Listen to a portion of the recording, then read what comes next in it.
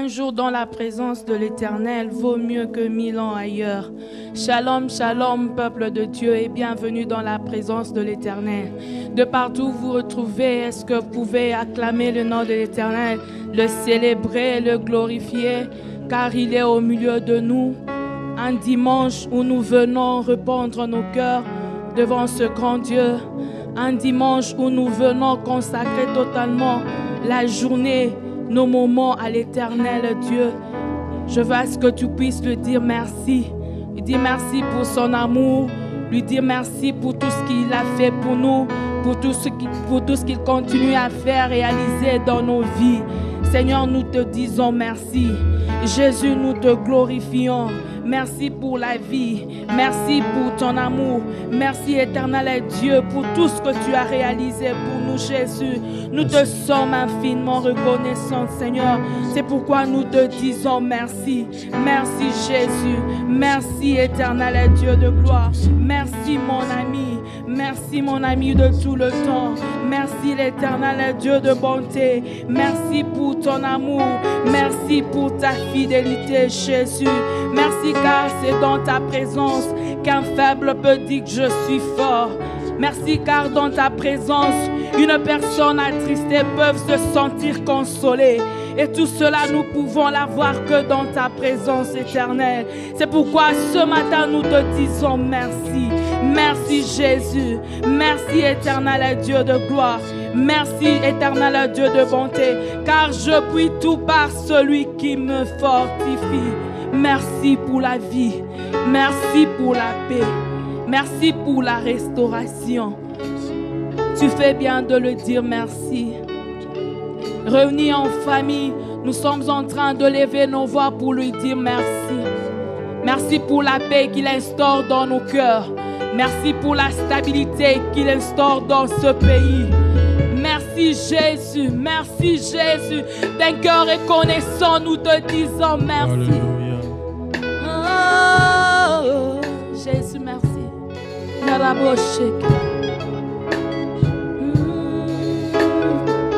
Merci Seigneur, merci pour toi. Merci Jésus, merci Seigneur.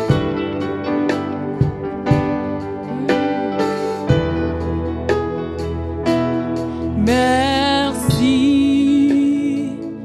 d'un cœur reconnaissant. Merci au Seigneur très très saint.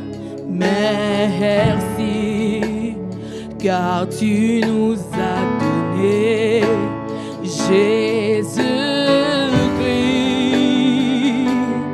son Fils. Merci d'un cœur reconnaissant. Merci au Seigneur très très saint.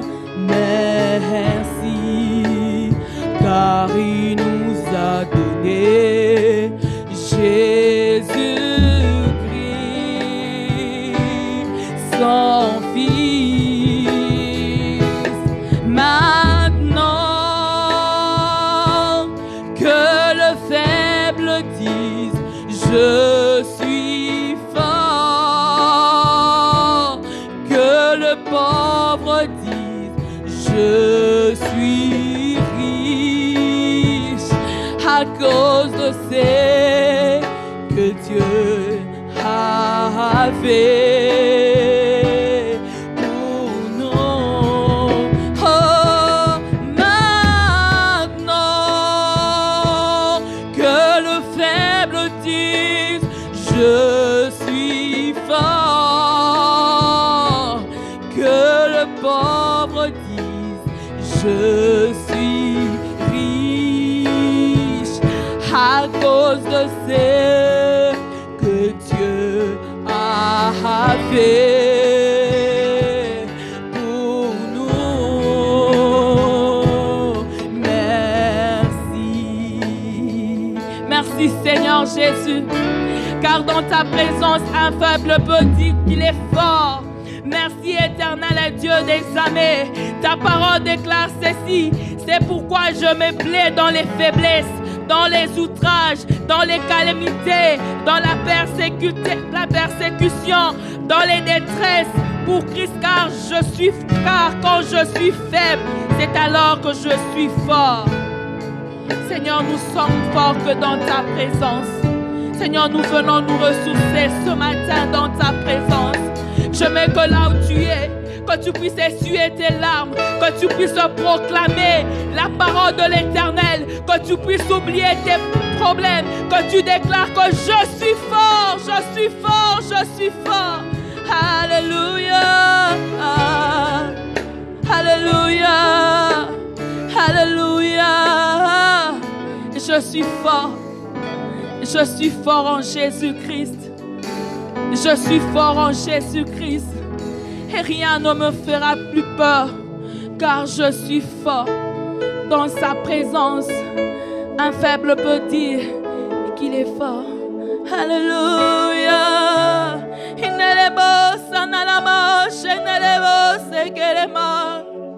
Tu fais bien de l'adorer.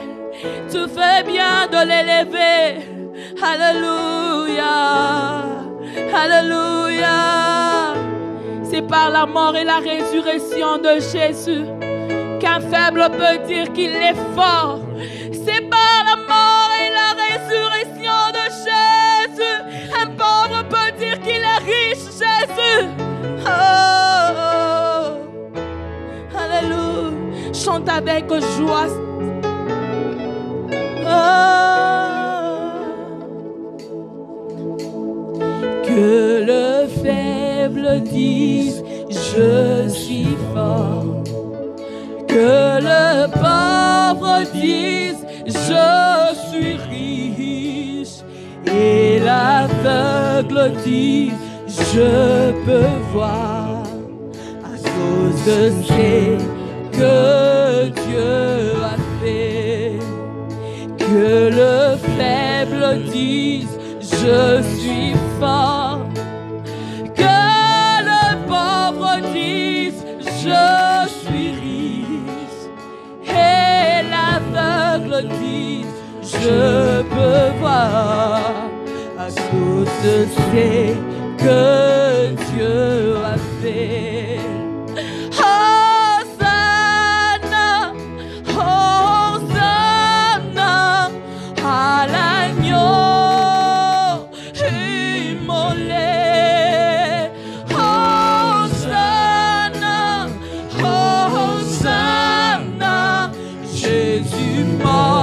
Et glorifié. Hosanna, Hosanna à l'agneau immolé. Hosanna, Hosanna, Jésus mort et glorifié. Oh, chantons.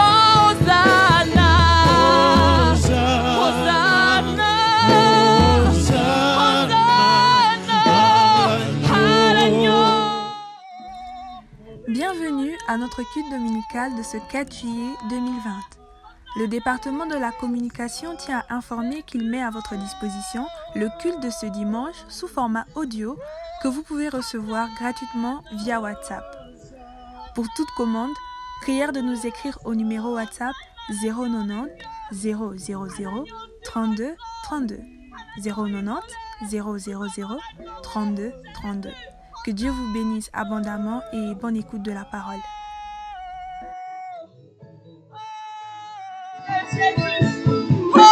Hosanna, Hosanna à l'agneau immolé. Hosanna, Hosanna, Jésus mort et glorifié. Est-ce que nous pouvons acclamer pour l'agneau de Dieu? Est-ce que tu peux célébrer l'agneau de Dieu?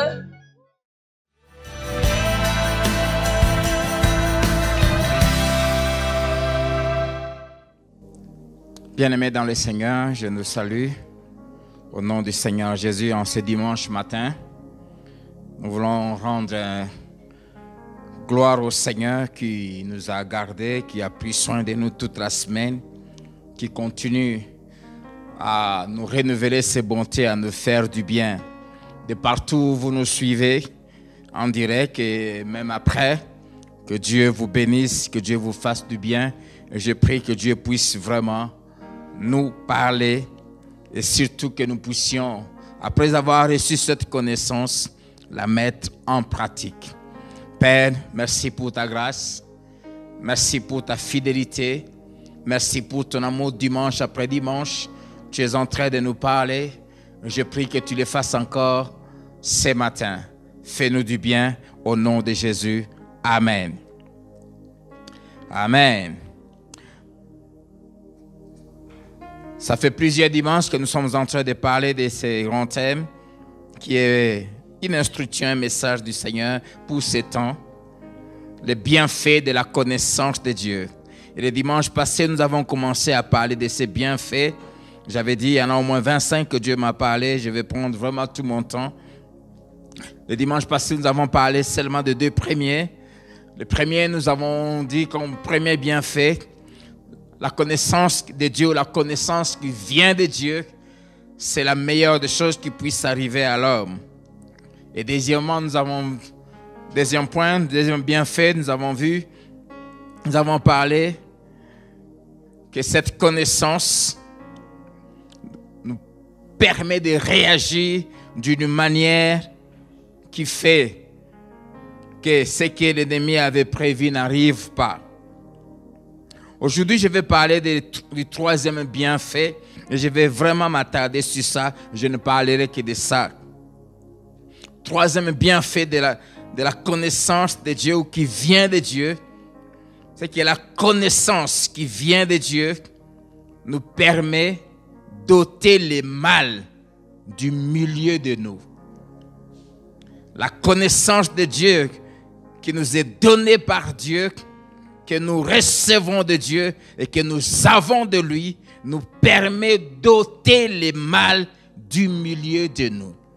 Bien-aimés, il n'y a pas quelque chose qui affaiblit les chrétiens, qui détruit les chrétiens, comme la présence du mal, du péché dans sa vie ou au milieu de lui, dans sa maison, dans l'église. Et ce mal est accepté, est entretenu, n'est pas sanctionné. Le Dieu de la Bible est un Dieu saint. Et l'apôtre Pierre dit, il reprend cette parole de Dieu dans Deutéronome, vous serez saints parce que je suis saint. Et Dieu n'habite, Dieu n'agit, Dieu ne se manifeste que là où on lui crée la même atmosphère qu'il a chez lui, là-bas au ciel. Partout Dieu trouve la même atmosphère de sainteté dans une vie, dans une famille, dans une église, dans une entreprise, dans une nation. Dieu se manifeste, Dieu fait éclater sa gloire, Dieu se révèle dans toute sa puissance de la même manière qu'il le fait là chez lui au ciel. C'est pour cela que Dieu ne veut pas que nous vivions sans connaissance de sa personne, mais aussi sans la connaissance de ceux qui font le mal au milieu de nous et du mal qu'ils font, parce qu'il tient à ce que nous sachions si un mal s'introduit, afin que nous puissions les réprimer et maintenir l'atmosphère de sainteté dans nos vies. Deutéronome chapitre 17, le verset 2 à 7. Deutéronome 17, verset 2 à 7. Il se trouvera peut-être au milieu de toi, dans l'une des villes que l'Éternel ton Dieu te donne, un homme ou une femme faisant ce qui est mal aux yeux de l'Éternel ton Dieu et transgressant son alliance. Cet homme-là qui est au milieu de son peuple, qui fait des choses, mais qui ne sont pas connues du peuple, connues des responsables, mais des choses que Dieu désapprouve. Verset 3. Allant auprès d'autres dieux pour les servir et se prosterner devant eux, après le soleil, la lune ou toute l'armée des cieux. Ce n'est point là ce que j'ai commandé. Dès que tu en auras connaissance, et Dieu ne laissera jamais qu'un leader, qu'une famille, qu'une église qui craint Dieu reste longtemps sans connaître ceux qui font le mal, ni le mal qui se font en son sein. Dès que tu en auras connaissance, parce que Dieu dévoilera cela. Dès que tu l'auras appris, tu feras avec soin des recherches. La chose est-elle vraie? Le fait est-il établi? Cette abomination a-t-elle été commise en Israël? Alors tu feras venir à tes portes l'homme ou la femme qui sera coupable de cette mauvaise action, et tu lapideras ou puniras de mort cet homme ou cette femme. Celui qui mérite la mort sera exécuté sur la déposition de 2 ou de 3 témoins. Il ne sera pas mis à mort sur la déposition d'un seul témoin. La main des témoins se lèvera la première sur lui pour le faire mourir, et la main de tout le peuple ensuite. J'aime la dernière phrase. Tu ôteras ainsi le mal du milieu de toi. Tu ôteras ainsi le mal du milieu de toi. Comme je l'ai dit en introduisant, nous voulons vivre la gloire de Dieu au milieu de nous. Et si nous voulons la vivre, il ne faut jamais permettre que le mal soit nommé, s'installe et se vive au milieu de nous. Et parce qu'il y aura toujours des gens, et comme il y en a toujours eu, des gens qui se font passer pour frères et qui ne le sont pas, qui sont au milieu de nous à l'église, mais qui vivent une mauvaise vie et en cachette. J'aimerais dire à ces gens-là que Dieu ne se fera jamais votre complice. Dieu dévoilera toujours l'identité de tout celui qui se fait passer pour chrétien, mais qui ne l'est pas. Mais qui est un sorcier, qui est un occultiste, qui vit dans les abominations, dans l'homosexualité, dans l'impudicité, dans l'adultère, dans le vol, dans le meurtre. Et qui vient à l'église, se fait passer pour un saint. Quoi que tu fasses, Dieu ne permettra jamais que son peuple reste sans connaissance de qui tu es vraiment. À tous ceux qui sont au milieu de nous, qui ont ce style de vie, qui ont cette double vie, ce n'est pas parce que nous nous taisons qu'on ne vous connaît pas. Et Dieu permet toujours que nous puissions connaître. Dieu nous révélera, nous donnera la connaissance des choses qu'ils font. Et quand il nous la donne, première chose à faire, c'est de faire des recherches. S'assurer que vraiment ce que nous avons vu est vrai. Et là, j'aimerais dire une chose. Tu peux avoir une vision, tu peux avoir un songe sur quelqu'un. Ne te précipite pas à confirmer avant de te rassurer. Dieu dit, dès que tu en auras connaissance, dès que tu l'auras appris, je peux avoir connaissance où Dieu me parle directement, où Dieu peut passer par quelqu'un. Mais Dieu dit, dès que tu l'auras appris, il dit, tu feras avec soin des recherches. Pas à la légère. Parce qu'il ne faut jamais incriminer quelqu'un sans s'assurer que ce qui a été dit sur lui est vrai. Avec soin. La chose est-elle vraie? Le fait est-il établi? cette abomination a-t-elle été commise en Israël? Il faut s'en assurer. Et un des éléments que Dieu donne pour s'en assurer, il faut que l'accusation soit faite par 2 ou 3 personnes. Et pas des personnes qui parlent en l'air, des personnes qui sont prêtes à assumer leurs propos quand on va les confronter avec la personne accusée. Alors quand les faits sont établis, quand la chose est confirmée, maintenant on passe à la deuxième étape, celle de sanctionner. Et ce qui est triste, c'est que souvent, même quand les faits sont établis, on ne sanctionne pas. Et c'est l'absence de sanction qui affaiblit l'action de Dieu dans la vie du chrétien. Apprendre même à se sanctionner soi-même, à sanctionner ceux qui te sont chers. Nous allons voir comment Dieu n'est pas complaisant du tout. Une des paroles qui m'a toujours fait froid au dos, c'est ce cri de Jésus à la croix.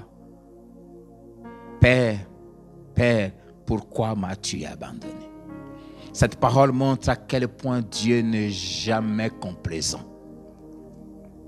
Son fils n'avait pas péché, mais il était devenu péché.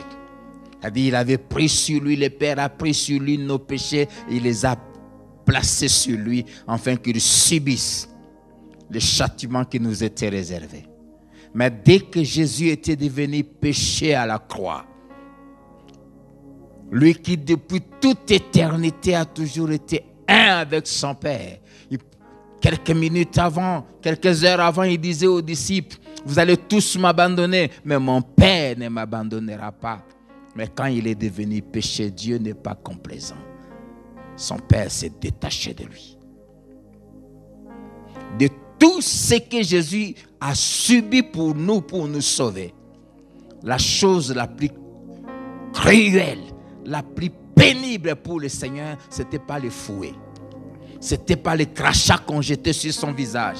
Ce n'était pas les fausses accusations. Ce n'était pas la couronne d'épines qu'on avait mise sur sa tête. Ce n'était pas toutes ces maltraitances. C'était ces quelques 3 heures qu'il a connues séparé de son Père à cause de nos péchés. Et tout vrai chrétien, nous devons être animés par cette passion, ce désir de ne jamais, même pas pendant une seconde, nous éloigner de Dieu. Être privé de la présence de Dieu. Et Dieu lui-même a dit aux enfants d'Israël, dans le désert, à cause de leur incrédulité et de leur réaction négative vis-à-vis du rapport que les 12 espions avaient fait, il leur a dit, vous verrez et vous saurez combien c'est une chose amère que d'être privé de ma présence. Il n'y a pas pire chose que ça. Et tout vrai chrétien ne permettra pas d'en être privé.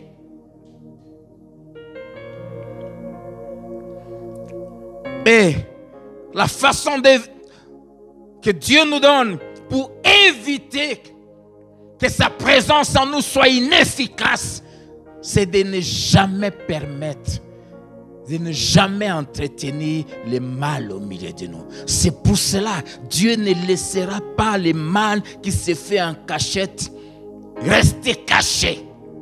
Et il le fera toujours connaître, afin que nous réagissions et que nous sanctionnons. Ainsi tu ôteras le mal du milieu de toi. La présence du mal au milieu de nous est cause de beaucoup de malheurs, cause de l'affaiblissement de l'Église.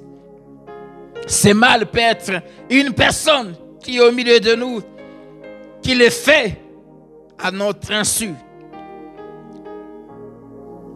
Premièrement, quand le mal est entretenu et si les gens qui sont au milieu de nous vivent dans le mal, ou si nous-mêmes, en tant que temple du Saint-Esprit, nous vivons dans le mal, ça empêche Dieu de nous protéger et de livrer nos ennemis au milieu de nous. Deutéronome 23, verset 14. Car l'Éternel, ton Dieu, marche au milieu de ton camp. J'aimerais que nous sachions, chers enfants de Dieu, si tu es enfant de Dieu, père de famille, tu connais, tu crains Dieu, sache que Dieu marche au milieu de ta maison. 24 heures sur 24, Dieu circule, chambre après chambre, pièce après pièce. Il se promène dans la maison de ceux qui lui appartiennent. À l'église, Dieu se promène département après département. Et pourquoi il est fait? Pour deux raisons. La première, il dit, pour te protéger. Pour nous protéger. Deux, pour livrer tes ennemis devant toi. Il marche au milieu de ton camp. Dans ma vie, Dieu marche. Il contrôle chaque compartiment de ma vie, chaque domaine de ma vie, mes relations, mes amitiés, mes fréquentations, mes loisirs, tout ce qui est à moi, Dieu se promène. Mes relations avec les chrétiens sont un compartiment, c'est comme une chambre. Mes relations avec ceux du travail sont une chambre. Mes relations avec ma famille, c'est une chambre. Le temps que je passe à regarder la télé, c'est une chambre. Devant mon ordinateur, c'est une chambre. Et Dieu se promène dans toutes ces pièces, en train de les inspecter. Parce que nous lui avons soumis notre vie et tout ce qui est à nous. Et quand il se promène dans nos entreprises, partout, c'est pour les protéger. Et deux, pour mettre sous nos pieds quiconque vient pour nuire. En conséquence, il dit, ton camp devra donc être saint, afin que l'Éternel ne voie chez toi rien d'impur. C'est pour cela qu'il dit, tu ôteras le mal du milieu de toi. Parce qu'il ne veut pas voir le mal quand il se promène. Et qu'il ne se détourne point de toi. Dès qu'il voit le mal, ce qu'il fait, il te le révèle. Si c'est toi-même qui le commets, le Saint-Esprit te parle, te convainc. Ce que tu fais, ce n'est pas bien. Si c'est quelqu'un d'autre au milieu de toi, ton fils, ta fille, quelqu'un, ta femme ou ton mari, que tu n'es pas informé, il est fait en cachette, Dieu va te le révéler. Soit par un songe, soit par une vision, il va te parler, il va te permettre que tu puisses l'attraper pendant qu'il fait ça. Et pourquoi il va te le révéler? C'est pour que tu puisses le sanctionner et ôter cela.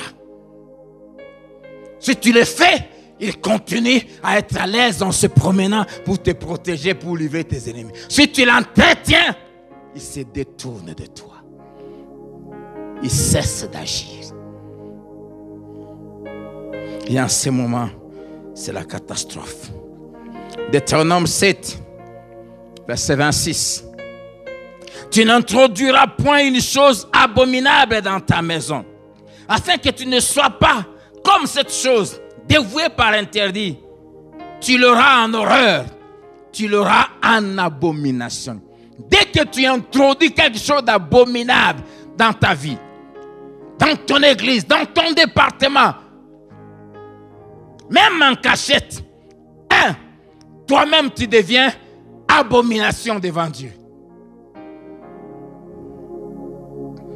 2, toi-même tu deviens quelque chose qui est dévoué à interdit, qui doit être détruite. Que faut-il faire? Il faut la voir en horreur, la voir en abomination. Deuxièmement, la présence du mal au milieu de nous, ça nous affaiblit et nous rend vulnérables. Dieu cesse de nous défendre. Nous connaissons tous l'histoire d'Akan. Un seul Israélite qui a fait quelque chose de mal devant Dieu. Et il a fait ça en cachette. Personne ne le savait, même pas Josué. Les résultats, tout un peuple a connu une défaite. Alors que Dieu avait dit, nul ne tiendra devant toi tant que tu vivras. Et pour que Dieu continue à les rendre victorieux, il fallait que ces mal soient ôtés. Josué 7, 10 à 13, Dieu dit, l'Éternel dit à Josué, lève-toi, pourquoi restes-tu ainsi couché sur ton visage? Israël a péché. Ils ont transgressé mon alliance que je leur ai prescrite. Ils ont pris des choses dévouées par interdit. Ils les ont dérobées et ont dissimulées. Et ils les ont cachées parmi leurs bagages. Ce péché que tu caches là te détruit toi-même. Et détruit l'équipe, détruit le département, détruit l'église, affaiblit l'église. Aussi les enfants d'Israël ne peuvent-ils résister à leurs ennemis? Ils tourneront le dos devant leurs ennemis, car ils sont sous l'interdit. Tu deviens une malédiction. Je ne serai plus avec vous si vous ne détruisez pas l'interdit du milieu de vous. Voilà la solution. Il faut la détruire. Lève-toi, sanctifie le peuple. Tu diras, sanctifiez-vous pour demain, car ainsi parle l'Éternel, le Dieu d'Israël. Il y a de l'interdit au milieu de toi, Israël. Tu ne pourras résister à tes ennemis jusqu'à ce que vous ayez ôté l'interdit du milieu de vous. C'est pour cela que dès que Dieu nous donne la connaissance du mal qui est fait au milieu de nous, qui s'est fait ou qui se faisait, il faut ôter ce mal et ôter ces méchants du milieu de nous. Bien-aimés, la complaisance a fait que l'Église devienne faible. Ne soyez jamais complaisants avec ceux qui font le mal, ni avec le mal lui-même, ni dans ta vie, ni dans ta famille, ni dans ton église, ni dans ta femme, ni dans ton mari, ni dans tes enfants. Ne soyez jamais complaisants. Dieu n'est jamais complaisant. Dieu sanctionne sévèrement le mal. Non seulement dans l'Ancien Testament, mais le Nouveau Testament, même dans la Nouvelle Alliance, alors que nous sommes sous la grâce, le premier péché qui a été commis, un mensonge, Dieu l'a sanctionné pour préserver la sainteté de son Église. Il a tué ce couple-là, Ananias et Saphira. Acte 5, 1, 11, vous pouvez lire ça à la maison. J'aimerais nous lire beaucoup de passages dans Deutéronome qui nous parlent comment Dieu avait recommandé à son peuple, quand ils vont entrer dans la terre promise, comment régler ces problèmes. Deutéronome 13, 1 à 5. S'il s'élève au milieu de toi un prophète ou un songeur qui t'annonce un signe ou un prodige, et qu'il y ait accomplissement du signe ou du prodige dont il t'a parlé en disant, allons après d'autres dieux, des dieux que tu ne connais point, et servons-les. Tu n'écouteras pas les paroles de ce prophète ou de ce songeur, car c'est l'Éternel votre Dieu qui vous met à l'épreuve pour savoir si vous aimez l'Éternel votre Dieu de tout votre cœur, de toute votre âme. Vous irez après l'Éternel votre Dieu et vous le craindrez. Vous observerez ses commandements, vous obéirez à sa voix, vous le servirez et vous vous attacherez à lui.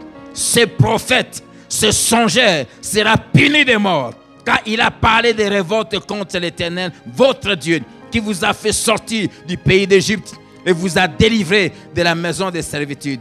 Et il a voulu te détourner de la voie dans laquelle l'Éternel, ton Dieu, t'a ordonné de marcher.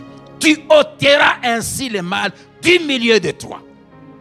Et là, Dieu commence par ceux qui dirigent. Que quelqu'un soit pasteur, qu'il soit prophète, qu'il soit docteur, qu'il soit évangéliste. Si il commet dans l'église des choses qui poussent le peuple dans le péché, il faut les déraciner. Soit vous l'enlevez, et s'il ne veut pas, quittez l'église.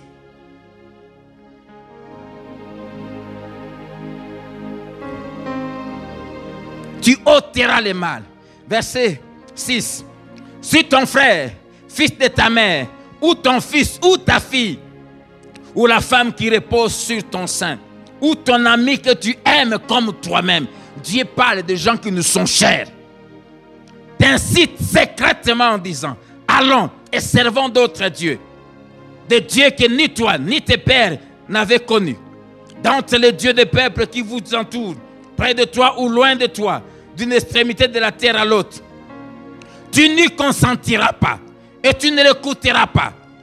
Tu ne jetteras pas sur lui un regard de pitié. tu ne l'épargneras pas et tu ne le couvriras pas. Nous avons à l'église les gens qui se couvrent, des responsables qui couvrent les ouvriers qui font le mal.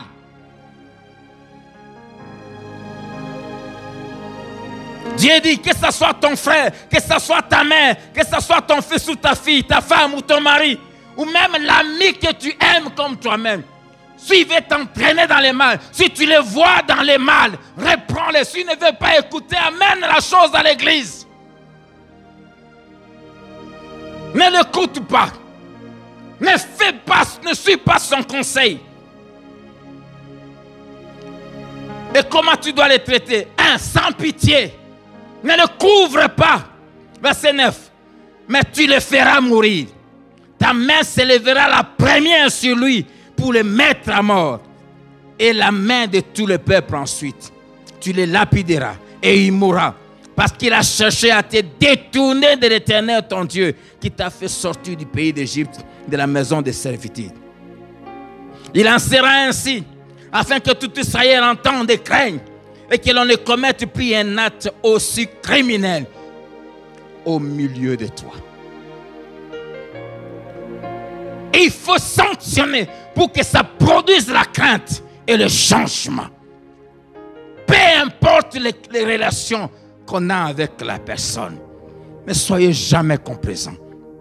Verset 12. Si tu entends dire au sujet de l'une des villes que t'a donné pour demeure l'Éternel ton Dieu, des gens pervers sont sortis du milieu de toi et ont séduit les habitants de leur ville en disant: allons et servons d'autres dieux, des dieux que tu ne connais point.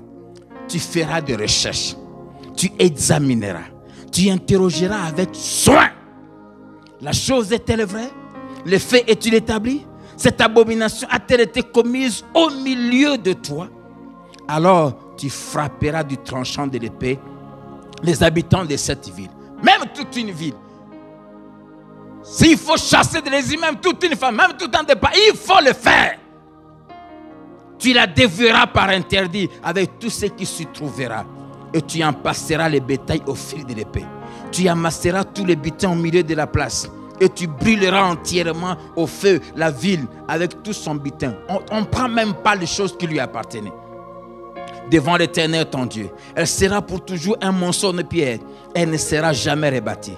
Rien de ce qui sera dévoué par interdit ne s'attachera à ta main, afin que l'Éternel revienne de l'ardeur de sa colère. Qu'il y ait des familles qui sont sous la colère de Dieu. Parce que le mal qui se fait, les bêtises que les enfants font, tu se couvres, on les couvre. Au nom de l'honneur de la famille. On ne sanctionne pas.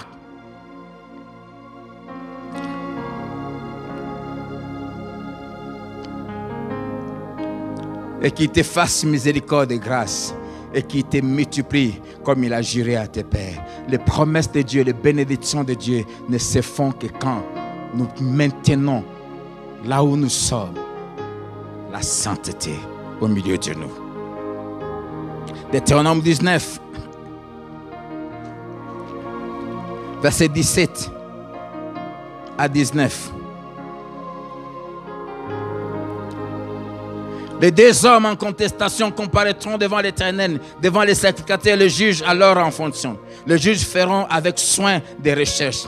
Le témoin est-il un faux témoin? A-t-il fait contre son frère une fausse déposition? Quiconque vient accuser faussement quelqu'un ou donner un mauvais témoignage contre son frère, quand on le confronte, quand on constate que son accusation était fausse, il dit, alors vous le traiterez comme il avait dessein de traiter son frère.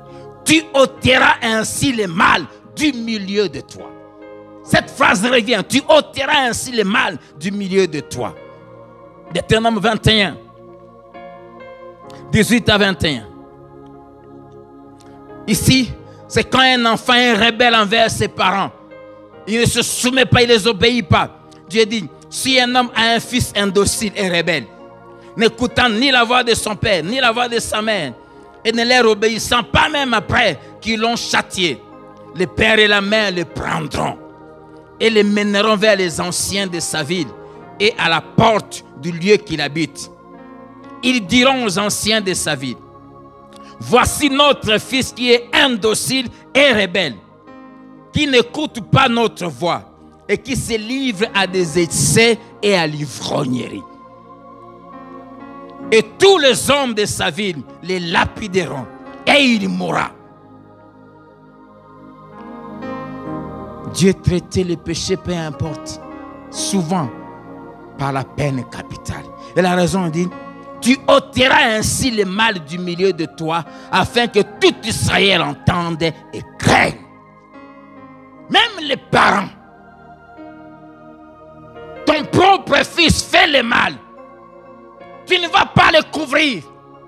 Si tu entretiens ce mal à la maison, tu entretiens le péché et la mort. Et la main de Dieu ne sera plus là. C'est la raison, la grande raison pour laquelle il y a beaucoup de choses qui ne marchent pas dans le vie et dans les familles chrétiennes. Deutéronome 24, verset 4, comme il est profond.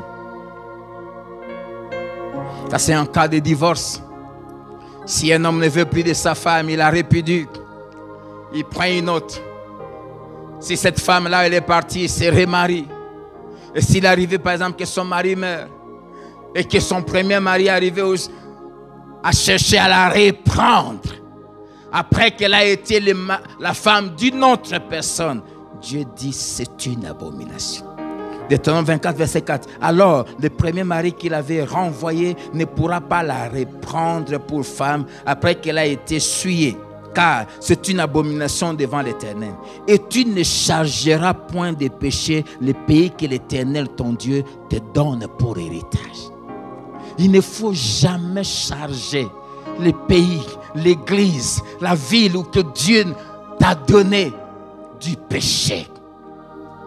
Dieu reprochait Judas en leur disant, je vous ai amené dans un pays de délices et vous l'avez transformé en un lieu d'abomination.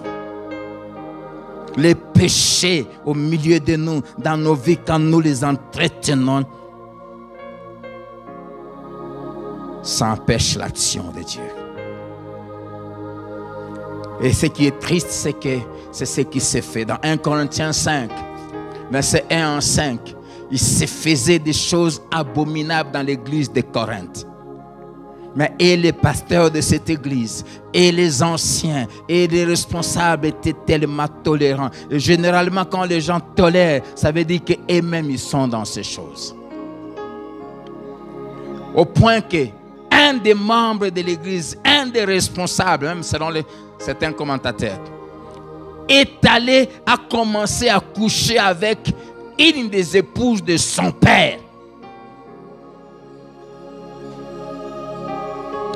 Et l'église a été informée.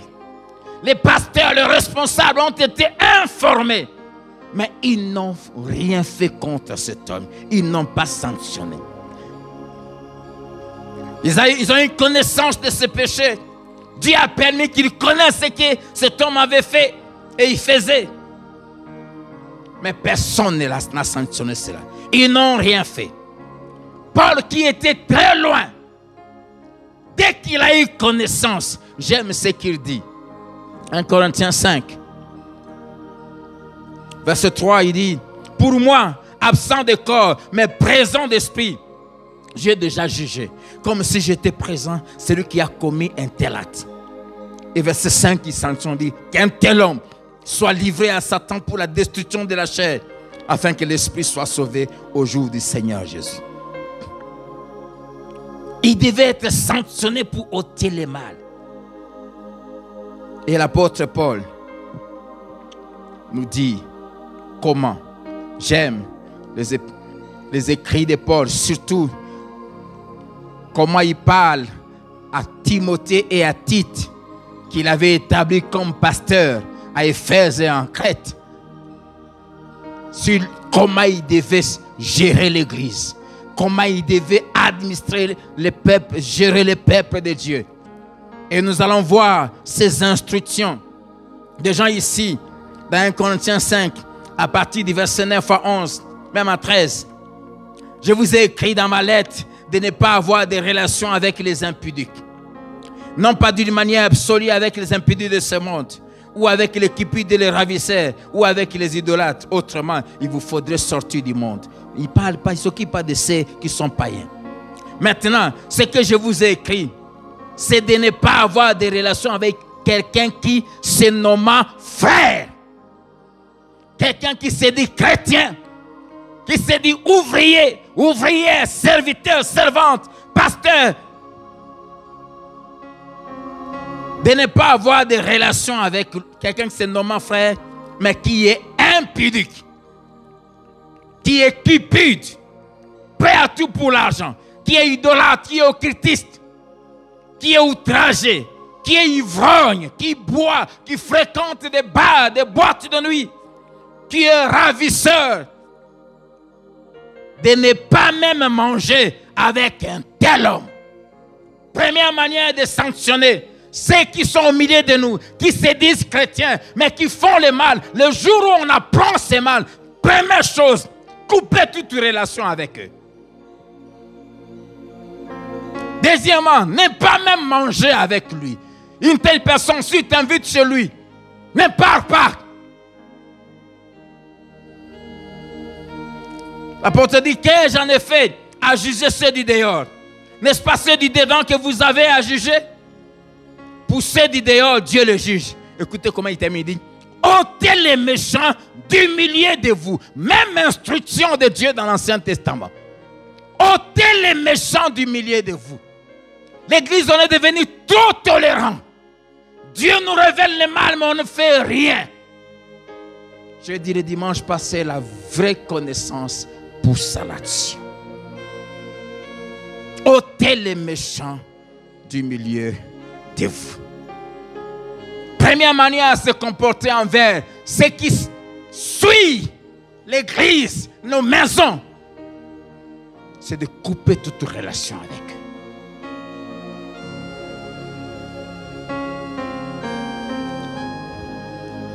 De ne pas manger, il n'y a pas de communion fraternelle avec ceux qui se disent frères et qui vivent dans le mal.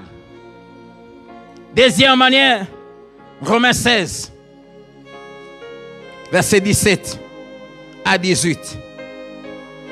Je vous exhorte, frères, à prendre garde à ceux qui causent de divisions et de scandales au préjudice de l'enseignement que vous avez reçu. Éloignez-vous d'eux, car de tels hommes ne servent point Christ notre Seigneur, mais leur propre ventre. Et par des paroles douces et flatteuses, ils séduisent les cœurs des simples. Ceux qui sèment des divisions à l'église, ceux qui vont de maison à maison en train de rapporter les choses, ceux qui critiquent les autres, qui sèment des divisions, qui parlent du mal des autres. Dès que tu découvres quelqu'un comme ça, dès que Dieu te donne la connaissance sur son identité, sur ses actions, sur ses œuvres, la Bible dit, éloignez-vous d'eux. Et il faut se détacher de lui. Plus question de le fréquenter. Même plus le recevoir chez toi.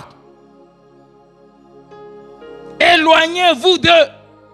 C'est un ordre. Deuxième chose, il dit, prends garde. C'est-à-dire se méfier de la personne.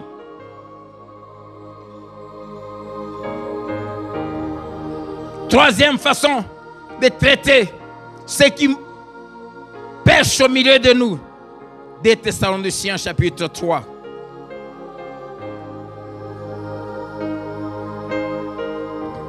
Versets 6 à 15. Nous vous recommandons, frères, au nom de notre Seigneur Jésus-Christ, de vous éloigner de tout frère, toute sœur aussi, qui vit dans les désordres, et non selon les instructions que vous avez reçues de nous. Vous savez vous-même comment il faut nous imiter, car nous n'avons pas vécu parmi vous dans les désordres. Nous n'avons mangé gratuitement le pain de personne, mais dans le travail et dans la peine, nous avons été nuit et jour à l'œuvre pour n'être à charge à aucun de vous. Ce n'est pas que nous n'eussions le droit, mais nous avons voulu vous donner à nous-mêmes un modèle à imiter. Car lorsque nous étions chez vous, nous vous disions expressément, si quelqu'un ne veut pas travailler, qu'il ne mange pas non plus. Nous apprenons cependant. Dès que Paul a eu la connaissance, Dieu lui a révélé, Dieu lui a permis de connaître le comportement de certains, entre guillemets, frères et sœurs de l'église de Thessalonique. Il a réagi. Nous apprenons cependant qu'il y en a parmi vous quelques-uns qui vivent dans les désordres, qui ne travaillent pas, et qui sont des paresseux, mais qui s'occupent de futilités. Nous invitons ces gens-là et nous les exhortons par le Seigneur Jésus-Christ à manger leur propre pain en travaillant paisiblement. Pour vous, frères, ne vous lassez pas de faire le bien. Si quelqu'un n'obéit pas à ce que nous disons par cette lettre, notez-les et n'ayez point de communication avec lui afin qu'il éprouve de la honte. Ne les regardez pas comme un ennemi, mais avertissez-les comme un frère. Premièrement, ceux qui sont à l'église, mais qui vivent dans les désordres. Qui aiment les désordres. Qui n'aiment pas l'ordre établi à l'église. Qui ne respectent pas les autorités établies. Des rebelles. Des gens qui veulent vivre à l'église comme eux ils veulent. Je ne cesserai jamais de le dire. Il n'y a pas de démocratie à l'église. Il n'y en aura jamais. Surtout pas à Philadelphie. Il n'y a pas au nom. La majorité pense ceci. Non. À l'église, il y a la théocratie. La volonté de Dieu et qui s'impose. C'est à prendre ou à laisser. Ça te prépare. Dégage. Des gens qui vivent dans les désordres. Qui n'aiment pas l'ordre. Quand on est très structuré, quand on est sévère, ah non, il exagère. Si tu trouves qu'ils exagèrent, quitte Philadelphie.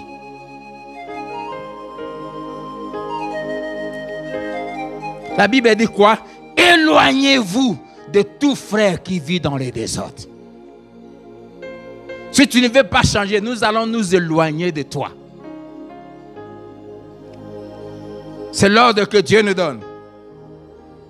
Et des gens qui vivent dans les désordres, ce sont des gens qui ne veulent pas travailler, qui ne veulent pas s'investir, qui ne veulent pas s'occuper de ce à quoi on attend d'eux. Ils sont oisifs. Ils s'occupent de futilités. Ils sont légers. Ils passent des heures et des heures à la télé en train de se promener partout.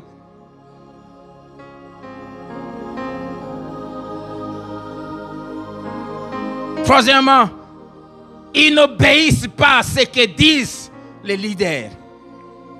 Et si quelqu'un n'obéit pas à ce que nous disons à cette lettre, les désobéissants, les rebelles, ceux qui ne veulent pas, même pendant que je prêche, je t'entends te dire, qui nous laisse tranquilles. Merci. Dieu me dit de ne pas avoir de communication avec toi. Voilà. N'ayez pas de communication. Même pas de prendre mon téléphone et t'appeler. Mais aussi d'avertir. Il dit avertissez-les comme un frère. T'avertir. Te dire que ce que tu fais c'est mauvais. Nous n'allons pas nous taire. Nous allons condamner ce que tu fais. Nous faisons notre part, nous t'avertissons. Si tu écoutes, gloire à Dieu. Si tu ne veux pas écouter, tu en subiras toi-même les conséquences. Amen. Quatrième manière de se comporter vis-à-vis de ceux du milieu de nous. Comment ôter le mal du milieu de nous?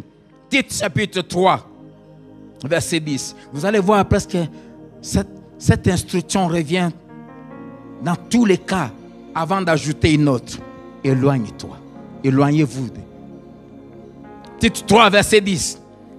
Éloigne de toi, après un premier et un second avertissement, celui qui provoque des divisions. Sachant qu'un homme de cette espèce est perverti et qu'il pêche en se condamnant lui-même. Ce qui sème des divisions. Ce qui crée des querelles entre tes frères, des colportages. Ceux qui aiment toujours parler de ceux qui ne sont pas là. La Bible dit, Dieu nous demande, de t'avertir. Première fois. Deuxième fois. Après des avertissements, si tu ne veux pas changer, nous nous éloignons de toi. Et nous t'éloignons aussi de nous. C'est comme ça que nous allons ôter le mal. Nous ne voulons pas le mal au milieu de nous. Nous voulons que Jésus règne. Et nous voulons voir la gloire de Dieu au milieu de nous. Cinquième manière, de Timothée 3, 1 à 5. Et c'est cette race que nous avons aujourd'hui dans nos églises. Des gens qui ont ces 19 tares. Non seulement ils les ont, mais ils les aiment, les entretiennent et ne veulent pas s'en débarrasser. Sache que dans les derniers jours, et nous y sommes, il y aura des temps difficiles pour l'Église, bien sûr. Pour les vrais chrétiens. Et pourquoi il y aura des temps difficiles pour les vrais chrétiens? Car les hommes seront égoïstes. Les hommes à l'Église, amis de l'argent, fanfarons, hautains, blasphémateurs, rebelles à leurs parents, ingrats, irréligieux, insensibles, déloyaux, calomniateurs, intempérants, cruels, ennemis des gens de bien, traîtres, emportés, enflés d'orgueil, aimant le plaisir plus que Dieu, ayant l'apparence de la piété. Pourquoi? Parce qu'ils viennent à l'église, ils prennent l'apparence des chrétiens, des expressions chrétiennes. Alléluia. Bonjour mon frère. Bonjour frère. Comment ça va? Oh, la grâce de Dieu agit. Dieu est à l'œuvre. Dieu est au contrôle. Dieu nous soutient. Shalom frère. Ayant l'apparence de la piété, mais régnant ce qui en fait la force. Qu'est-ce qui en fait la force? La sainteté, la crainte de Dieu, l'obéissance, la mise en pratique de la parole. Voilà les choses qui font la force du chrétien. Régnant ce qui en fait la force. Même instruction. Éloigne-toi de ces hommes-là. Éloigne-toi. Chrétiens, évitons la complaisance.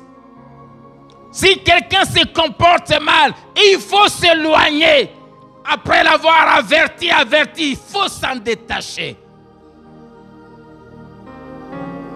Éloigne-toi de ces hommes-là. Sixièmement, des gens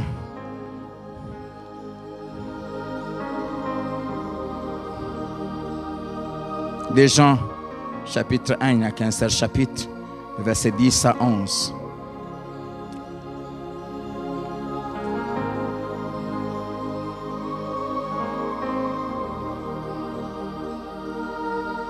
Si quelqu'un vient à vous et n'apporte pas cette doctrine, la doctrine véritable de Christ qui était venu en chair, qui était 100% homme et 100% Dieu, qui est mort à la croix pour nos péchés, qui a été enseveli, qui est ressuscité le troisième jour, qui est assis à la droite du Père, et qui par son sang, il nous a lavé de nos péchés, il nous a justifiés. Et si nous croyons en lui, nos péchés sont pardonnés. Nous devenons enfants de Dieu. Si quelqu'un n'apporte pas cette doctrine, ne les recevez pas dans votre maison, dans votre église, dans votre département. Et ne lui dites pas salut. Car celui qui lui dit salut participe à ces mauvaises œuvres. Des gens qui enseignent de fausses doctrines. Des doctrines contraires à la saine doctrine. C'est là. Ne jamais les accueillir à l'église. Ne jamais les accueillir dans nos maisons. Ne jamais leur donner même l'occasion de s'entretenir avec nous. Et l'apôtre va plus loin Premièrement, il dit, ne les recevez pas dans votre maison. Des gens qui enseignent des fausses doctrines sont dangereux. Et ce qui est triste, c'est qu'ils aiment prêcher. Ils aiment enseigner. Quand vous voyez quelqu'un qui vient à l'église, sa préoccupation, c'est qu'on lui donne la chair. Un vrai chrétien ne cherche pas la chair. Il fuit même. Il fuit même la chair. La chair est un lieu dangereux.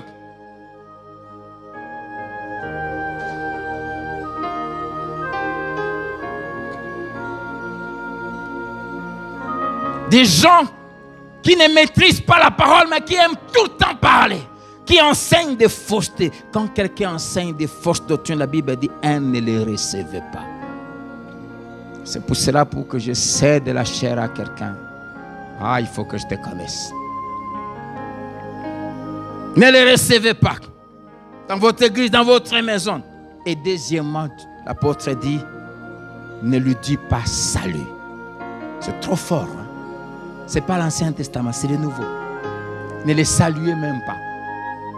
Et la Bible dit, le fait simplement de les saluer, tu participes à ces mauvaises actions. Même pas un bonjour. C'est simplement pour dire que ceux qui enseignent des fausses doctrines sont dangereuses. C'est pour cela que tous ceux qui ont ce genre de raisonnement, bon, moi, en tout cas, tout ce qui est de Dieu, je parle avec tout le monde. Hein. Vous parlez avec les gens qui sont dans des sectes, vous accueillez tout le monde. Si ne peut pas rien dire, je voudrais qu'on partage la parole. Il vient avec des bouts de livres, il vient avec ceci, et tu l'accueilles. La Bible dit, si tu le dis salut, tu participes. Et Apocalypse 17, si tu participes au péché de quelqu'un, tu participeras aussi à ses sanctions. Tu connaîtras aussi les mêmes sanctions. On n'accueille pas n'importe qui. Dieu, pour nous garder saints, il est exigeant. Tout ce que je nous dis se trouve dans la Bible. Pour nous garder saints. Parce que notre protection, notre bénédiction, l'exaucement de nos prières, notre bien-être, toutes ces choses dépendent du maintien de cette atmosphère de sainteté dans nos vies, dans nos maisons, au milieu de nous, dans nos églises. Septièmement, 3 Jean. Chapitre 1, il n'y a aussi qu'un seul chapitre là-bas. 3 Jean, versets 9 à 10. J'ai écrit quelques mots à l'église, mais Diotrephe, qui aime à être le premier parmi eux, ne nous reçoit point. C'est pourquoi, si je vais vous voir, je rappellerai les actes qu'il commet, en tenant contre nous des méchants propos. Non content de cela, il ne reçoit pas les frères. Et ceux qui voudraient le faire, il les en empêche et les chasse de l'église. Bien-aimé, n'imite pas le mal, mais le bien. Celui qui fait le bien est de Dieu. Celui qui fait le mal n'a point vu Dieu. Ces paroles sont profondes. Il y a des gens à l'église, premièrement, qui sont orgueilleux, prétentieux, qui aiment les premières places, des pharisiens, des religieux, des gens qui viennent à l'église pour un positionnement. Et tout ce qu'ils font, toutes les actions, les attitudes, leurs comportements, ils cherchent à s'afficher, à gagner la confiance du pasteur, du leader. Ils cherchent à être positionnés. Ils ne viennent pas pour Dieu. Heureusement, j'ai béni Dieu. Dieu avertit toujours ses enfants en révélant les cœurs de ce genre de personnes. Toujours. C'est pour cela que nous parlons de bienfaits de la connaissance. C'est par la connaissance que Dieu protège son Église. Il révèle les cœurs. Il nous permet de connaître ce que les hommes font tout pour cacher. Deuxièmement, l'apôtre dit, il ne nous reçoit point. L'apôtre Jean, non seulement celui qui a marché avec Jésus, mais aussi celui qui a été parmi les trois, dont l'apôtre Paul lui-même les appelle ceux qui sont distingués. La Bible les appelle des colonnes, les pères de l'Église. Mais Diotrephe, qui était infidèle, parce qu'il tenait à ce qu'on parle que de lui, il refuse de recevoir l'apôtre Jean dans l'Église. Ce genre de fils ingrats qui s'opposent, qui combattent les pères, c'est par qui Dieu est passé pour faire de lui ce qu'il est devenu. L'apôtre dit, il ne nous reçoit pas. Troisièmement, il dit, il tient contre nous des méchants propos. Les gens qui parlent mal de leurs pasteurs, mal de leurs responsables, ce sont des gens dangereux à l'église.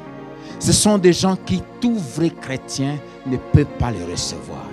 Si vous êtes vraiment un vrai enfant de Dieu, ne permets jamais à un autre frère de venir te parler du mal de moi.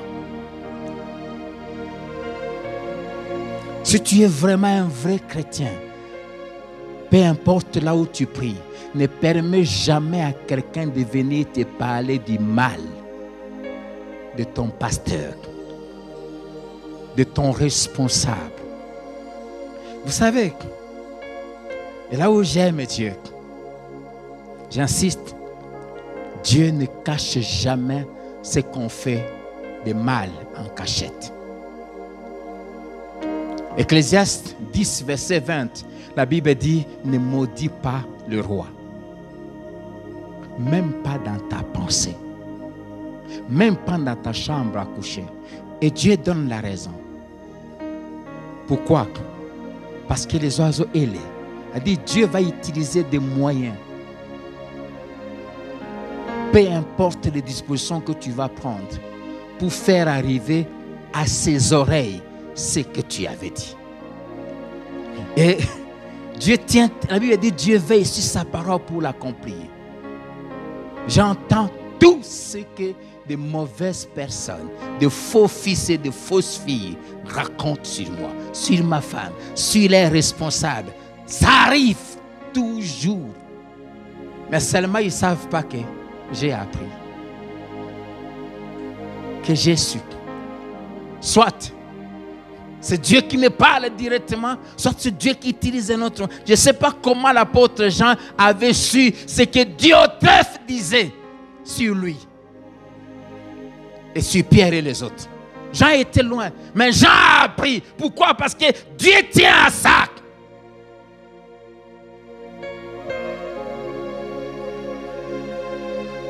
Et non content de cela, il ne s'arrête pas, il n'est pas satisfait de dire du mal de ses responsables. Il ne reçoit pas le frère. Ce genre de faux frères combattent toujours de véritables frères. De vrais frères. Non seulement il ne les reçoit pas, mais tout vrai frère qui veut recevoir, qui veut honorer ses leaders, ceux qui voulaient honorer Pierre, Jean et les autres quand ils venaient, de vrais chrétiens, quand ils voulaient le faire, Diotrephe cherchait à les empêcher de faire. Que personne ne t'empêche de respecter Dieu, de respecter ton responsable. Vous allez voir, il dit toujours, attends, si tu exagères, vous allez avoir pire. Ils ont toujours l'habitude de dire, on va avoir pire à pasteur. Méchant frère. Des faux frères, des fils indignes, qui sont en réalité des fils du diable. Il les en empêche, et pas seulement ça, il les chasse de l'église. La caractéristique de ces faux frères, c'est quoi? Ils créent des problèmes aux vrais chrétiens dans les départements, dans le but de les pousser à se décourager, à dire, je croyais qu'ici il y avait le sérieux, mais on se comporte comme dans le monde et pour que tu puisses quitter l'église. Ne quitte pas l'église à cause de mauvais comportement d'un frère. C'est un faux. Ils font des choses dans le but de pousser les autres à partir pour qu'elles restent et fassent bien leur œuvre de destruction. Mais gloire au Seigneur. Vis-à-vis de ce genre de personnes, qu'est-ce que Dieu recommande? Premièrement, il faut dénoncer ce qu'ils font et en public. L'apôtre dit, j'ai écrit en quelques mots à l'église. Il a fait connaître à l'église ce que Dieu te faisait. Il a dit ça à tout le monde. Voilà comment Dieu demande. Ce qui agissent comme ça, quand le pasteur en parle, il faut en parler à tout le monde dans une réunion. Verset 10, il dit, c'est pourquoi, si je vais vous voir, je rappellerai les actes qu'il commet. Il dit, quand je viendrai, je vais encore vous rappeler tout ce que j'ai appris de lui. C'est pour cela que si toi tu fais des choses en cachette, quand Dieu nous les révèle, on ne va pas cacher.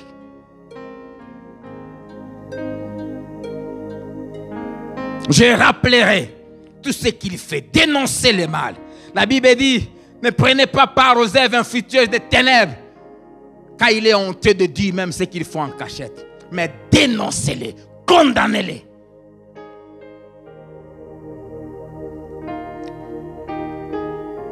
Troisième réaction, c'est de demander aux vrais chrétiens de ne pas les imiter. Verset 11, bien-aimés, n'imite pas le mal, mais le bien. Toi qui es un vrai chrétien, toi qui aimes Dieu, toi qui as du respect pour tes responsables, n'imite pas ceux qui font le mal. Pourquoi? Les comportements et les attitudes nous aident à savoir la paternité de chacun qui vient à l'église. J'en continue en disant, celui qui fait le bien est de Dieu. Celui qui fait le mal n'a point vu Dieu, c'est-à-dire il est du diable. Si tu les imites, tu prouveras que toi aussi tu n'es pas de Dieu. C'est pour cela, n'imite pas ceux qui font le mal. Ne les imite pas. Ne les imite pas.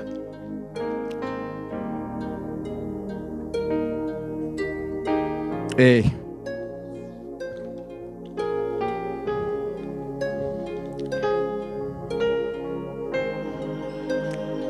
huitième manière d'agir contre ceux qui font le mal. Dans Matthieu 18, versets 15 à 17, Jésus nous montre la procédure à suivre. Quand on apprend que quelqu'un qui se dit frère vit dans le péché, la première chose à faire, ce qui est triste, tous les gens qui vivent dans le péché ne viennent pas eux-mêmes dénoncer. C'est pour cela que je ne prends jamais au sérieux quelqu'un qui est tombé dans le péché et qui garde ça et qui vient demander pardon le jour où on l'a attrapé, où Dieu lui-même l'a dénoncé. Ce pardon-là souvent n'est pas sincère. La vraie repentance et les vrais enfants de Dieu, ce sont des gens qui, quand ils tombent dans les péchés, ils les regrettent. Et non seulement il les regrette, lui-même va se dénoncer. Il vient te voir, pasteur, j'ai péché contre Dieu. Voici ce que j'ai fait, papa. Je fais ça, que Dieu me pardonne. Celui-là est sincère. Celui-là, je m'investis dans sa vie pour l'aider à ne plus retomber. Mais c'est qui? C'est Dieu qui va faire qu'on l'attrape. Et la chose nous arrive. Et puis après, il se met à pleurer.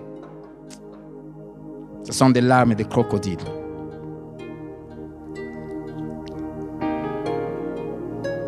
Si tu apprends que ton frère a péché, Dieu dit, va le voir. Tu apprends. Ce n'est pas que lui-même est venu. Des gens que Dieu dévoile pour le forcer. Va le voir, premièrement. Toi-même. S'il t'écoute, gloire à Dieu, tu les gagnes. S'il refuse de t'écouter, prends quelqu'un d'autre, allez. S'il s'entête, amène la chose à l'église. S'il n'écoute pas l'église, les déclarer comme païens. Ici, nous voulons parler des cas de ceux qui vivent dans le mal au milieu de nous, mais qui refusent de changer. Malgré les conseils, malgré les reproches, ils refusent de changer. C'est là comment les sanctionner, les déclarer païens et les traiter comme païens. Cela veut dire quoi? Ne plus s'occuper de lui. On le considère comme païen. Même quand on te voit à l'église, dans ma tête, tu es un païen. Et je te traite comme ça. Et en tant que païen, ne jamais plus l'associer dans l'œuvre de Dieu, dans le sacerdoce et dans le ministère. 9e manière d'agir. Tite chapitre 1. Et c'est l'avant-dernière.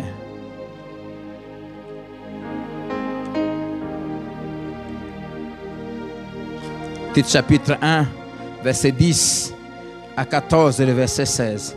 Il y a en effet, surtout parmi les circoncis, parmi les circoncis, c'est-à-dire parmi ceux qui se disent chrétiens, beaucoup de gens rebelles, de vains discoureurs et de séducteurs, auxquels il faut fermer la bouche. Ils bouleversent des familles entières, enseignant pour un gain honteux ce qu'on ne doit pas enseigner. L'un d'entre eux, leur propre prophète, a dit: crée-toi toujours menteur, méchante bête, ventre paresseux. Ce témoignage est vrai. C'est pourquoi reprends-les sévèrement, afin qu'ils aient une foi saine et qu'ils ne s'attachent pas à des fables judaïques et à des commandements d'hommes qui se détournent de la vérité. Verset 16. Ils font profession de connaître Dieu, mais ils les renient par leurs œuvres, étant abominables, rebelles et incapables d'aucune bonne œuvre.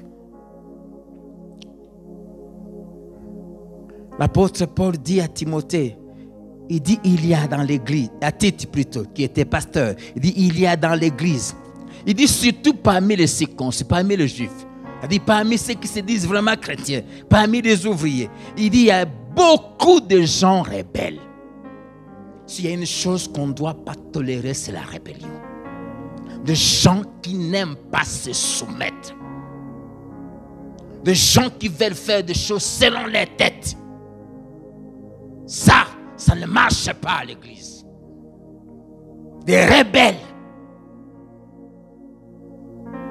Des boudeurs. Des gens qui font des choses toujours en boudant, en murmurant. Des rebelles. Des vains discoureurs, des gens qui parlent trop. Trop à l'église, ils parlent trop. Et surtout, ils aiment enseigner. Des séducteurs.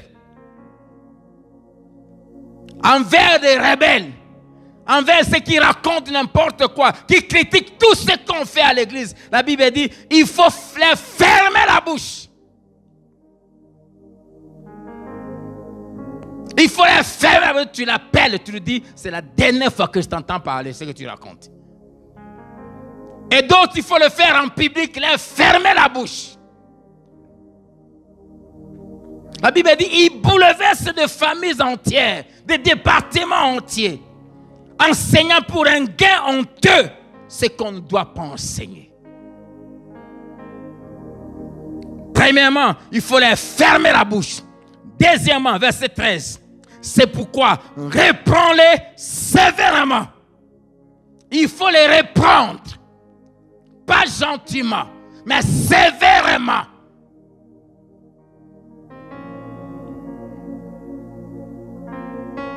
Et c'est là où on sait reconnaître de vrais enfants.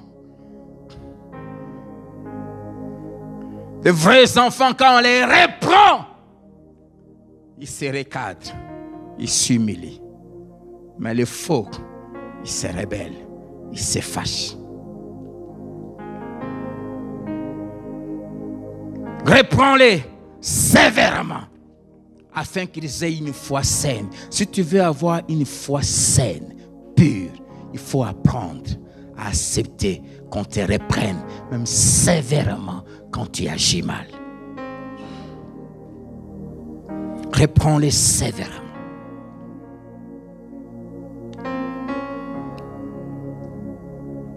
Et la dernière chose, dernière manière d'agir, ce sont contre ceux qui pêchent volontairement. 1 Timothée 5, verset 20. Ceux qui pêchent, reprends-les devant tous, afin que les autres aussi éprouvent de la crainte. À l'église, ceux qui pêchent dans l'église, volontairement, qui vivent dans le péché volontairement dans l'église, la Bible dit, reprends-les comment? Devant tous. Dit devant tous. On dit du haut de la chair. Et ce sont des choses qu'on va commencer à faire maintenant. Du haut de la chair, je te fais lever devant tout le monde. Reprends-les devant tous. Ceux qui pêchent. Reprends-les devant tous. Et pourquoi? Afin que les autres aussi éprouvent de la crainte. Pour que ça ne se répète plus jamais. Oh, il m'a parlé devant les gens. Oui, c'est la Bible qui le dit. Reprends-les devant tous. Si tu ne veux pas qu'on te fasse ça, ne pêche pas.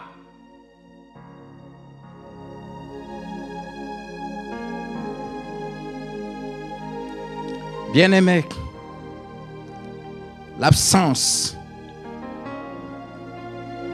des mesures disciplinaires dans l'Église et des mesures disciplinaires sévères à la lumière de la Bible, comme nous venons de le voir, a fait fuir Dieu de l'Église, a beaucoup affaibli l'Église, a beaucoup étouffé l'action et le feu de l'Esprit. Et nous voulons que Dieu soit à l'aise à Philadelphie, qu'il se promène librement et qu'il agisse. Nous voulons l'action du Saint-Esprit dans tous nos cultes. Nous voulons la gloire de Dieu dans nos vies, dans cette église. C'est pour cela, chaque fois que Dieu nous donnera la connaissance de ce que tu fais en cachette, et qu'on vérifiera les faits, et que les faits vont s'avérer être vrais, tu seras sanctionné à la lumière de la parole de Dieu et de la manière que Dieu nous demande de le faire. Écoutez comment, quelques manières que Dieu disait à Timothée de faire.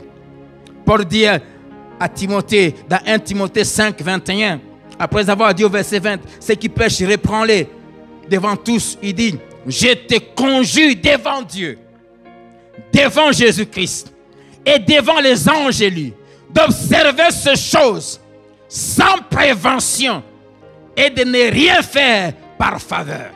En tant que pasteur, la Bible me dit, Dieu me dit, je te conjure, je t'ordonne, devant moi, Dieu le Père, devant mon Fils Jésus-Christ, et devant le Saint-Esprit, et devant les anges, d'appliquer ces choses à Philadelphie, Lubumbashi, en tant que pasteur, et de le faire sans prévention. C'est-à-dire quoi? Sans regarder le visage, sans parti pris, peu importe la personne, de ta femme au dernier, peu importe, sans parti pris, sans prévention, c'est-à-dire sans voir un peu bon, lui un peu, non. Dans l'église, il n'y a pas quelqu'un d'exceptionnel. Jésus seul est exceptionnel. J'aurai à rendre compte à Dieu sur la manière dont je t'aurai traité après que Dieu m'ait fait connaître le mal que tu fais à l'église. Je t'en conjure devant Dieu, devant Jésus-Christ et devant les anges d'observer ces choses. Et je promets à Dieu de les observer ici à Philadelphie. Dès que Dieu m'en donne connaissance. À un autre pasteur, l'apôtre Paul dit à Tite, chapitre 2, verset 15. L'apôtre lui dit,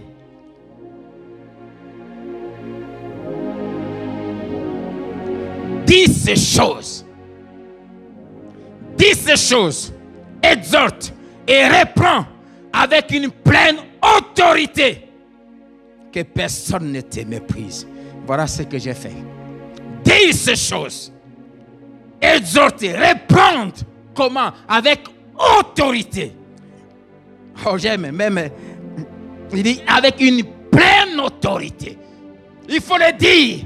Il faut répondre. Il faut avertir. Avec autorité. Le malheur à toi si tu te permets de me mépriser. Ce n'est pas un homme, c'est Dieu que tu auras méprisé. Il s'occupera de toi. Alors j'aimerais demander à tous ceux que Dieu a donné une certaine position sur les autres, père de famille, pasteur, responsable des départements, aîné de famille, ta position t'exige, premièrement, d'être irréprochable. Si tu veux condamner les choses mauvaises chez les autres, il ne faut pas qu'on les trouve chez toi-même. C'est pour cela la parole de Dieu n'est pas complaisante. Dieu n'utilise même pas des termes flatteurs, non. Si quelqu'un aspire à la tâche d'évêque, si quelqu'un veut être responsable, la Bible dit, il faut qu'il soit irréprochable. Qu'on n'ait pas de choses à redire sur sa conduite, sur son comportement, sur ses attitudes, sur sa manière de faire, d'être, de parler, de vivre, de s'habiller, tout. Qu'il soit irréprochable. Si tu es irréprochable, ça te donne la liberté de faire la deuxième chose. D'ôter le mal au milieu de toi en suivant les instructions que Dieu donne selon chaque cas que tu constateras à l'église. Ôtez le mal. Chers parents, ne soyons pas tolérants.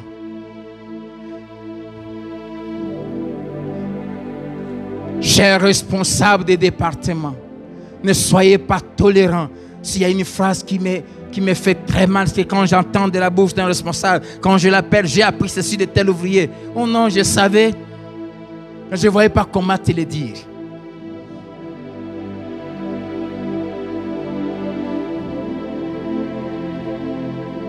Souvent, quand quelqu'un a ce langage, ça veut dire que lui-même a les mêmes attitudes et les mêmes tares. Ôtons les mal du milieu de nous. Ôtons les mal de nos vies. Nous sommes le temple du Saint-Esprit. Nous sommes la demeure de Dieu. Nous sommes la maison de Dieu.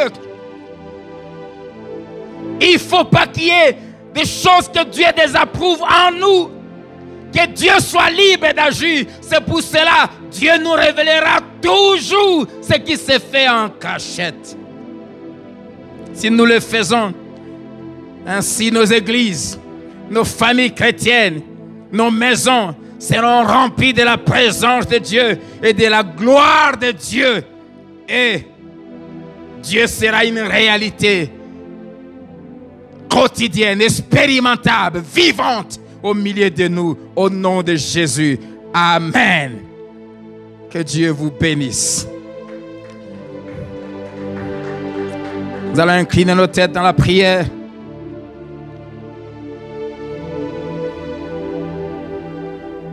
Y a-t-il des choses que tu tolères dans ta vie, enfant de Dieu, qui sont mauvaises?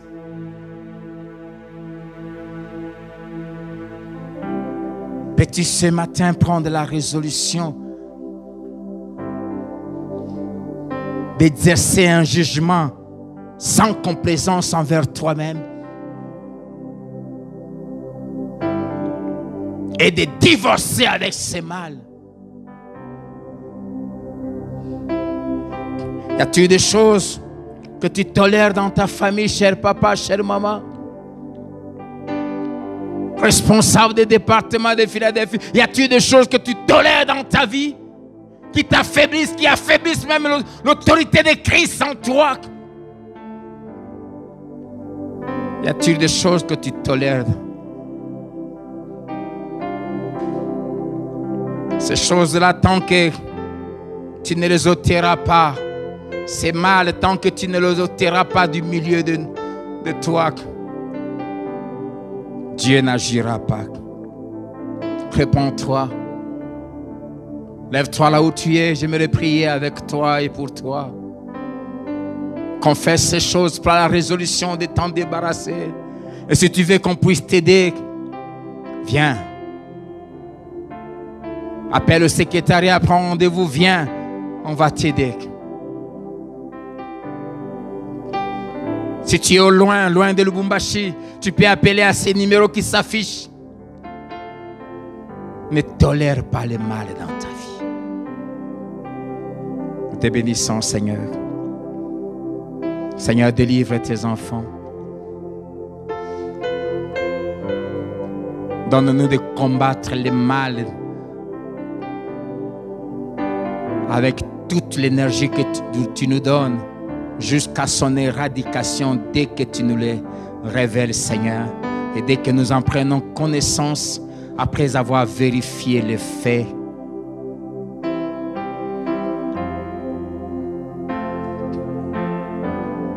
Seigneur, je veux que tu sois libre dans ma vie, que tu agisses, que tu marches, que tu te promènes dans ma vie, dans ma famille, dans ma maison comme tu le veux. Merci pour ta fidélité, ainsi que dans la vie de mon frère, Seigneur. Merci de t'élever, de combattre le mal dans ton église, dans toutes ses formes. Pas seulement dans l'église locale ici à Philadelphie, Lubumbashi, mais aussi dans toutes tes églises dans le monde entier. Merci de déraciner ceux qui veulent souiller ton église pour l'affaiblir, Seigneur. Déracine-les. Sois sanctifié. Agrée nos dîmes, agrée nos offrandes que nous t'offrons. Et merci de bénir, Seigneur, tes enfants. Et nous qui donnons ici et tous ceux qui passeront le faire après. Merci d'agir, Seigneur. Merci de nous garder fidèles à toi. Merci de nous garder attachés à toi. Sois béni à jamais. Au nom de Jésus. Amen. Amen. Est-ce qu'on peut acclamer le Seigneur? Que Dieu soit béni. J'aimerais juste nous rappeler le programme que nous avons commencé de prières de 15 minutes. 9h à 9h15, 12h à 12h15, 15h à 15h15. Faites-les.